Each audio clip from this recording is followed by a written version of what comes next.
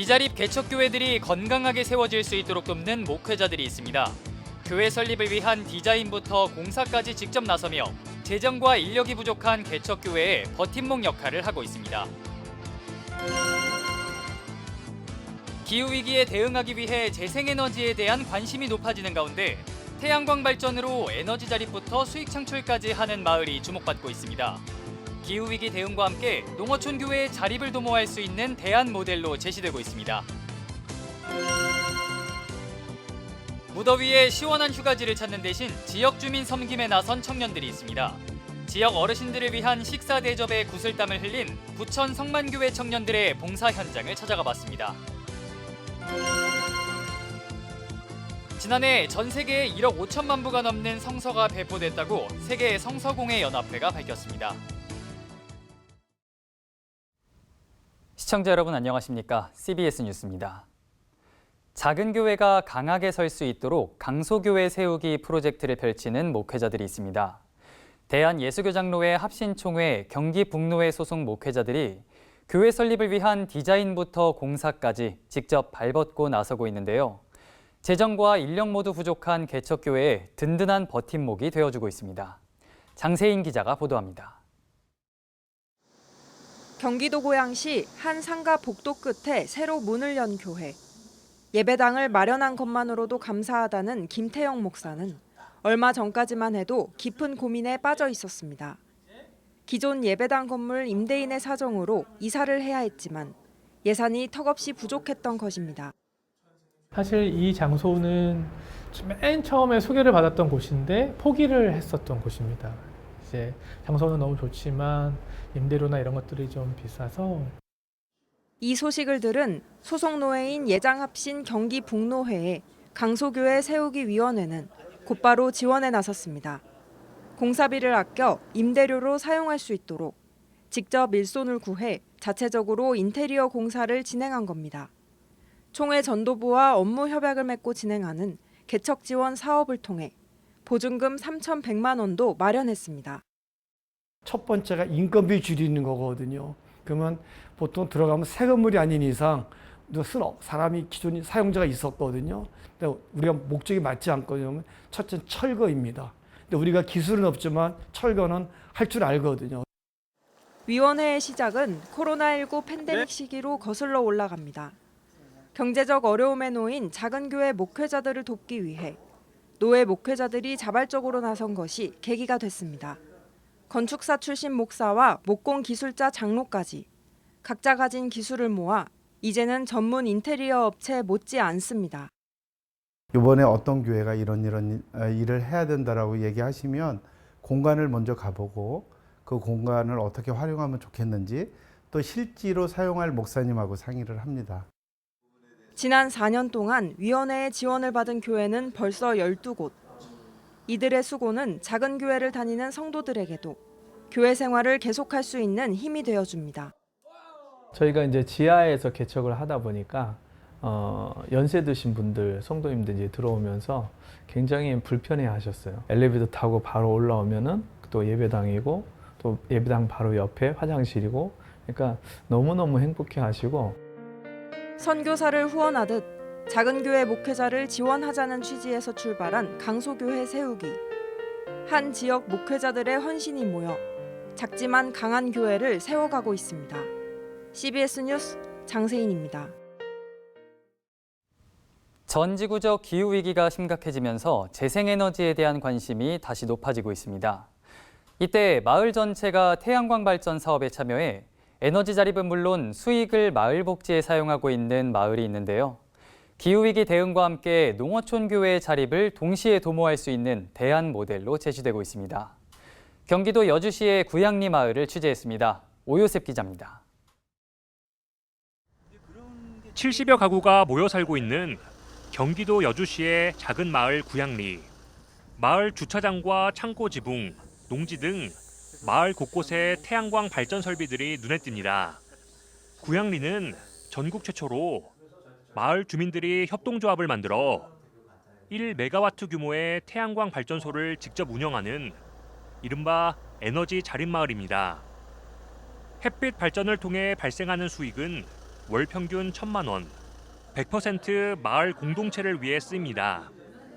주 6일 무료로 점심을 제공하는 식당을 열었고 이동이 불편한 마을 주민들을 위한 마을 버스도 구비했습니다. 주민 교육과 행사, 마을 여행 등 다양한 주민 사업도 활성화됐습니다. 앞으로는 협의를 통해 명절 지원금과 냉난방비 지원, 지역 화폐를 활용한 햇빛 연금 등 주민 복지를 더 늘려나갈 계획입니다. 처음에는 그랬어요. 아우, 저걸 귀찮게 왜 하지 동네에 그랬는데 이걸 하고 보니까 실제로 동네에 수익금이 많이 들어오잖아요. 그래갖고 이제 쓸모 있게 마을 공동체 운영도 잘 되고 이제 무슨 뭐 행사 있고 뭐하고 그래도 단합도 잘 되고 참 좋은 것 같아요. 구양리가 햇빛 발전에 적극 나서게 된 건 자칫 농민들이 지역에서 내몰릴 수 있다는 위기감 때문이었습니다. 규제만 풀어서 외부 자본이 독식하는 구조로 가갖고는 농촌이 붕괴되는 길이다. 왜냐하면 태양광 시설은 그 많은 자본이 들어가는 거기 때문에 이거는 저기 시골에서 주인 혈 고령화돼 있고 돈 없고 백 없는 주민들이 주인이 될 수가 없어요. 기업이 이제 주인이 될 수밖에 없는 구조인데 그걸 풀려고 하다가 여기까지 오게 된 겁니다. 구양리는 국가사업 공모와 사회적 경제 대출 등을 통해 초기 자금을 마련하고 마을 공용 부지를 활용하는 등 마을 구성원들이 협력해 태양광 설비를 6군데에 설치할 수 있었습니다. 그 결과 재생에너지는 단순한 수익 창출 구조를 넘어 공동체 자립과 회복의 전환점이 됐습니다. 지역 균형 발전이나 농촌 회생의 길이 열리게 되는 겁니다. 교회가 앞장서서 주민들을 돕고 함께 해주시면 그것이 어떻게 보면 마을에 굉장한 복지를 만들어내고 주민들의 행복을 만들어낼 수 있는 것이니까 그것은 이제 어떻게 보면 교회의 어떻게 보면 사명을 다하는 길이 아닐까 하는 생각이 듭니다. 최근 기독교대한감리회 농촌선교훈련원은 구양리 마을의 자립 사례를 공유하며 농촌교회의 에너지 자립 방안을 논의했습니다. 감리교는 구양리 사례를 참조해 교회가 앞장서 에너지 자립 마을을 형성하고 창조 질서 회복과 농어촌 교회 활성화에 더욱 힘쓰겠다는 계획입니다. 이 좋은 사업이 있음에도 불구하고 그것을 이해하고 그것을 주도해서 만들기는 매우 어렵습니다. 그래서 농촌에서 우리 교회 목사님들 특히 지도자로서 우리 마을의 리더로서 우리 주민들을 좀 인도해 주시고 경제적 어려움과 소멸 위기에 놓인 농어촌 미자립교회에 구양리의 사례를 어떻게 적용할 수 있을지 지혜가 필요해 보입니다. CBS 뉴스 오요셉입니다. 휴가철을 맞아 산으로 바다로 놀러 가시는 분들 많으시죠? 부천 성만교회 청년들은 조금은 특별하게 여름을 보냈습니다. 바로 지역사회 어르신들에게 맛있는 식사 한 끼를 대접한 건데요. 이들의 봉사 현장을 이승규 기자가 찾았습니다. 고기 굽는 냄새가 온 동네에 퍼집니다. 낮 기온이 30도를 훌쩍 넘는 무더위 속에 땀을 뻘뻘 흘리면서도 청년들의 고기 굽는 손길이 바쁘게 움직입니다. 식당 안 또 다른 청년들은 냉면을 만들 준비에 나섰습니다. 혹시라도 뭉친 면발이 있을까 보고 또 보며 정성스레 다듬습니다. 어르신들이 드실 음식이라 더 맛있게 만들기 위해 최선을 다하는 모습입니다. 곧이어 냉면과 불고기, 후식인 수박까지 먹음직스러운 한상이 차려집니다. 청년들은 계속 음식을 나르고 바깥에서 기다리는 어르신들이 바로 식사할 수 있도록 빈자리를 빠르게 정리합니다. 처음 해보는 일인데도 서로 손발을 맞춰가는 등 유기적으로 돌아가는 모습입니다. 무더운 날씨에도 활짝 웃으며 작업하는 이들은 부천 성만교회에 출석하는 청년들입니다. 지역사회 어르신들은 좀 뵐 일이 적다 보니까 좀 저희가 하느님의 사랑을 어떻게 나눌 수 있을까를 생각해 봤을 때 좀 행복한 식당이라는 저희 교회에 좋은 이런 식당이 있으니까 여기서 저희가 힘을 발휘해보자 이렇게 했던 것 같습니다. 남을 또 이렇게 섬기는 게 사실 청년들이 시간을 내서 쉽지가 않아요. 근데 이거를 계기로 해서 저희가 이렇게 모일 수 있다는 것도 되게 저는 개인적으로 되게 감사하고 남을 이렇게 또 어르신들을 특히 섬길 수 있어서 그래서 더 의미가 있고 감사한 것 같습니다. 부천 성만교회는 4년 전부터 지역사회 어르신들을 위한 행복한 식당을 운영하고 있습니다. 70세 이상 어르신들에게 1,000원을 받고 점심 한 끼를 제공합니다. 동네 어르신들 사이에서는 이미 소문이 자자합니다. 오전 11시 30분부터 식사를 할 수 있는데 오전 9시면 줄을 설 정도로 인기가 높습니다. 어르신들이 식당을 찾는 이유는 형편이 어려워서가 아닙니다. 부천 성만교회 이찬용 목사는 외로움을 느끼는 어르신들이 식당을 찾아온다면서 교회가 이들의 말동무가 되어주기 위해 노력하겠다고 말했습니다. 거리가 있고 어울릴 수 있고 대화할 수 있고 같이 마실 수 있고 먹을 수 있는 공간이죠. 그냥 와서 편안하게 식사 함께 하고 가시면 되는 거고요. 이건 사실은 오늘 청년부가 먼저 제안을 했어요. 부천 성만교회 청년부의 봉사활동이 더운 여름을 이겨내는 어르신들에게 작은 힘이 되길 기대해 봅니다. CBS 뉴스 이승규입니다. 세계 성서공회연합회는 2024년 한 해 동안 전 세계 2,250만 부 이상의 성경 전서를 포함해 신약과 어린이 성서 등 총 1억 5천만 부가 넘는 성서를 전했다고 밝혔습니다. 특히 라이베리아의 경우 인구의 65%를 차지하는 청소년들을 위한 성경 보급 프로젝트를 진행 중이며 이를 위해 대한성서공회가 4,980부의 성경을 기증하기도 했습니다. 캄보디아에선 성경 번역과 무료 성경 반포 사역을 통해 아동과 청소년 교육이 펼쳐지고 있으며 대한성서공회는 1,000부의 성경을 지원했습니다. 세계성서공회연합회는 디지털 시대에도 모든 사람들이 각자의 언어로 하나님의 말씀을 접할 수 있도록 성경 보급 사명이 계속돼야 한다고 강조했습니다. 한편 대한성서공회는 전쟁을 겪고 있는 우크라이나의 8번째 성경 지원에 나섰습니다. 대한성서공회는 우크라이나어 성경 1,520부와 우크라이나어 어린이 성경 8,700부를 최근 우크라이나 사람들에게 발송했습니다. 대한예수교장로회 합동총회 목사 부총회장인 서대문교회 장봉생 목사가 제110회 총회장에 단독 입후보했습니다. 예장 합동총회 선거관리위원회는 오늘까지 총회 임원 후보 등록을 받고 자격심사에 들어갔습니다. 목사 부총회장 후보에는 광주 서광교회 고광성 목사와 산본 양문교회 정영교 목사가 나서 경선이 치러질 것으로 보입니다. 장로 부총회장에는 강북 성산교회 홍석환 장로가 후보 등록을 마쳤습니다. 대한예수교장로회 통합총회가 교단 역사상 최초로 아시아 선교노회를 설립하고 총회 세계화의 발판을 마련했습니다.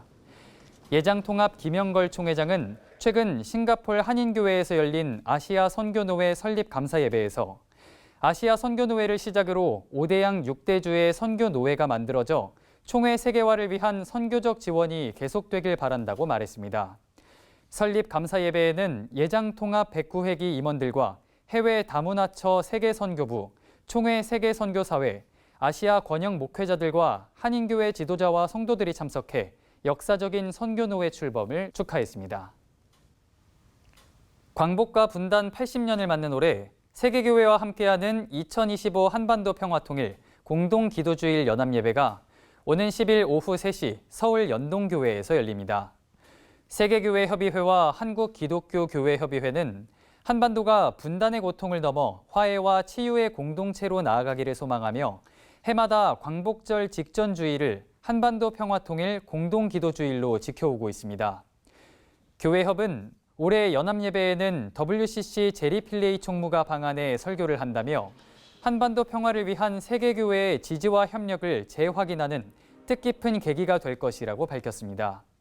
이어 올해 남북 공동기도주일 기도문은 교회협이 제안한 남측 초안 기도문으로 배포될 예정이라며 각 교회와 공동체가 상황에 맞게 기도문을 적극 활용해 주시길 바란다고 당부했습니다.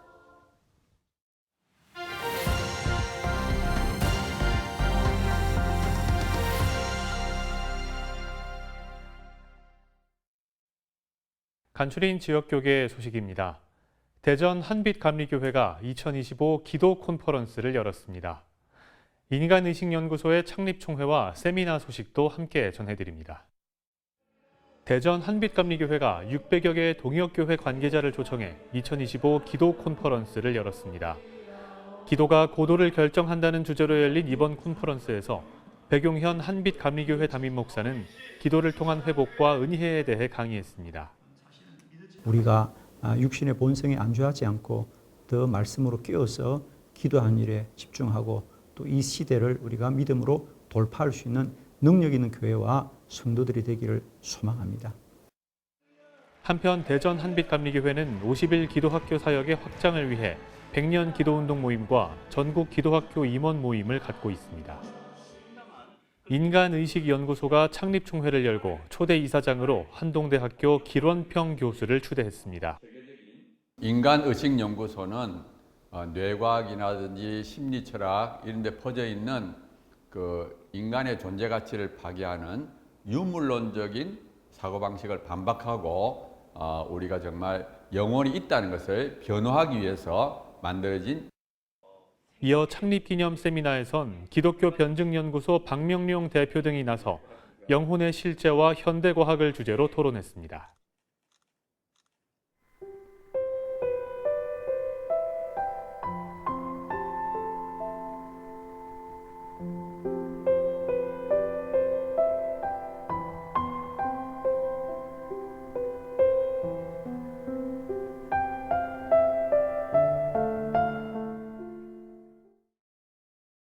이상으로 뉴스를 마칩니다. 시청해주신 여러분 고맙습니다.